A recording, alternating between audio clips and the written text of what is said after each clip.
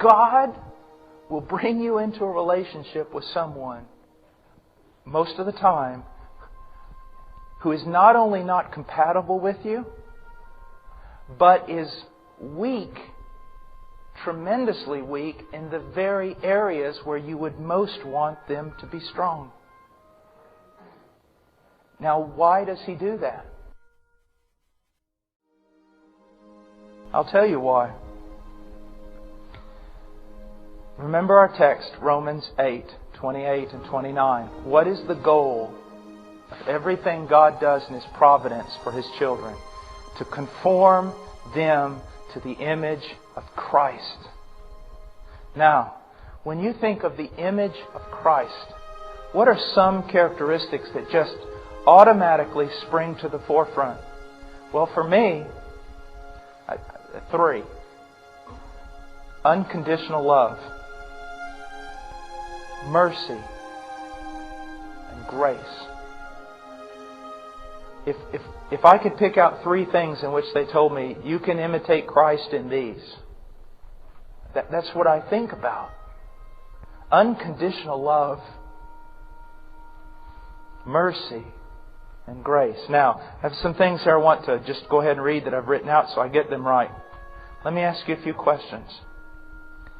How would you ever learn unconditional love if you were married to someone who met all the conditions? Question.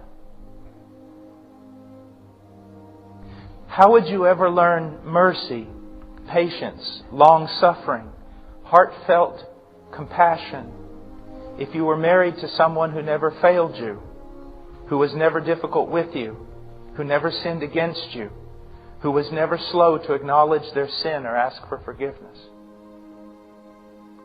How would you ever learn grace, to pour out your favor on someone who did not deserve it if you were married to someone who was always deserving of all good things? Do you see that? Listen to me.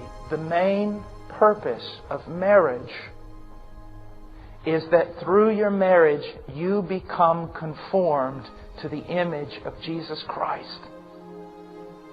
Marriage, I believe, is the greatest instrument of sanctification. You are married to a person who does not meet all the conditions so that you might learn unconditional love. You are married to a person who needs mercy so that you learn to give it.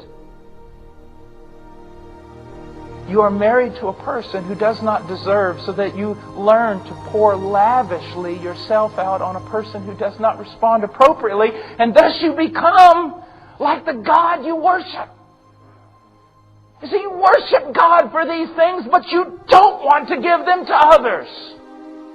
You worship God for grace, but you demand that your wife live in such a way that she not be in need of it.